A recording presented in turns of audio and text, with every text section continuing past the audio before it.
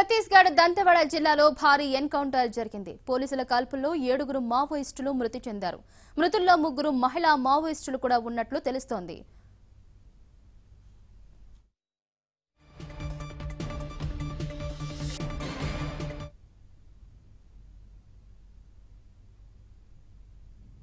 పూసనార్ తిమినార్ గ్రామాల మధ్య అటవీ ప్రాంతంలో కాల్పులు జరిగాయి. ఈ ఎన్కౌంటర్ కు సంబంధించి మరింత సమాచారాన్ని మా ప్రతినిధి రవికుమార్ అడిగి తెలుసుకుందాం. రవికుమార్, చెప్పండి, ఈ ఎన్కౌంటర్ పై మీ దగ్గర ఉన్న అప్డేట్స్ ఏంటి? ఛత్తీస్గఢ్ లో భారీ ఎన్కౌంటర్ చోటు చేసుకుంది. పోలీసులకు మావోయిస్టులకు మధ్య జరిగిన ఎదురు కాల్పుల్లో 7 మావోయిస్టులు మృతి చెందినట్టుగా సమాచారం అందుతుంది.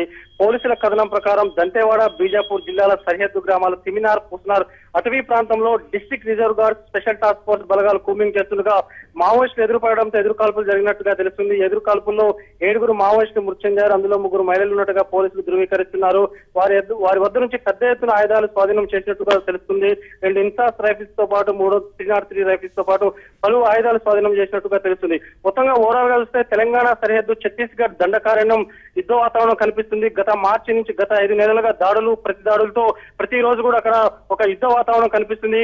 ముఖ్యంగా మార్చి 2న పూజారి కాంకేర్ ఎన్కౌంటర్ ని చాలా సీరియస్ గా తీసుకున్న మావోయిస్టులు 10 రోజుల వ్యవధిలోనే మార్చి 13న గొల్లపల్లి కిస్టారం వద్ద ఐఈడి బాంబ్స్ తో ల్యాండ్ మైన్ ప్రూఫ్ వెహికల్ పేర్చడంతో 9 మంది జవాన్లు మృతి చెందారు. పూజారి కాంకేర్ ఎన్కౌంటర్ కి కౌంటర్ గా మావోయిస్టులు గొల్లపల్లి కిస్టారం వద్ద ఆ రోజు పోలీసుల మీద దాడి చేశారు. ఇలా దాడులు, ప్రతి దాడులతో గత 5 నెలలుగా ఛత్తీస్గఢ్ దండకారణ్యం అంతా యుద్ధ వాతావరణం కనిపిస్తుంది. ఓవరాల్ చూస్తే సెంట్రల్ గవర్నమెంట్ మావోయిస్టుల పట్ల చాలా సీరియస్ గా ఉంది. ఆపరేషన్ సమాధాన్ పేరుతో దండకారణ్యంలో మావోయిస్టులను ఏరివేసే లక్ష్యంగా పెద్ద ఎత్తున కేంద్ర బలగాలను అక్కడికి పంపించారు. అంటే ఒక పక్క ప్రజా సంఘాలు, పౌర హక్కుల సంఘాలు మాత్రం కేవలం మైనింగ్ మాఫియా కోసం ఈ రోజు కేంద్ర ప్రభుత్వం ఆపరేషన్ సమాధాన పేరుతో ఇలా అమాయకులైన గిరిజనులను చంపివేస్తుందని పౌర హక్కుల సంఘాలు అంటున్నాయి. ఏది ఏమైనట్టు ఓవరాల్ చూస్తే ఒక పక్క దాడులు, ప్రతి దాడులతో కౌంటర్లు, ఎన్కౌంటర్లతో ఛత్తీస్గఢ్ అంతా ఒక యుద్ధ వాతావరణం కనిపిస్తుంది. ఈ రోజు తెల్లవారు జరిగిన ఎన్కౌంటర్ లో 7 మావోయిస్టులు మృతి చెందినట్టుగా పోలీసులు అఫీషియల్ గా అనౌన్స్ చేయడం జరిగింది.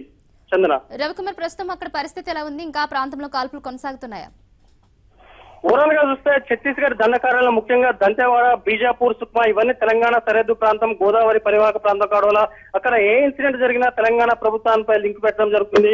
ముఖ్యంగా పూజారి కాంకేర్ ఎన్కౌంటర్ లో కూడా ఆ రోజు గ్రేహౌండ్స్ బలగాలు, తెలంగాణకు చెందిన గ్రేహౌండ్స్ బలగాలు లీడ్ చేసిన ఆరోపణ ఉండడం కూడా ఇక్కడ గవర్నమెంట్ ని మావోయిస్టులు టార్గెట్ చేసి ఆజాదీ లాంటి వారు కూడా ప్రకటన చేయడం జరుగుతుంది. ముఖ్యంగా తెలంగాణ సరిహద్దు ప్రాంతం ఇలాంటి సంఘటన జరుగుతున్న నేపథ్యంలో ఒకంత అధికార పార్టీ నేతలు కూడా కొంచెం ఆందోళనగా ఉంది. ఎందుకంటే ఎన్నికలు సమీపిస్తున్న వేళ వాళ్ళకి సెన్సిటివ్ జోన్ లో ఉన్న ముఖ్యంగా ఏజెన్సీ ప్రాంతంలో ఉన్న లీడర్లకు రక్షణ కల్పించడం కూడా పోలీసులకు కత్తి మీద సాము లాంటిది.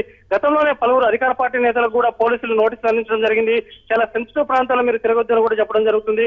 ఓవరాల్ చూస్తే పొరుగున ఉన్న రాష్ట్రం దండకారణ్యంలో జరుగుతున్న ప్రభావం ఇక్కడ తెలంగాణ మీద కూడా పడుతుంది. ముఖ్యంగా అధికార పార్టీ నేతలు కొంత ఇబ్బందిగా ఉందని మనం చెప్పొచ్చు. Chandana. Okay, right, thank you so much.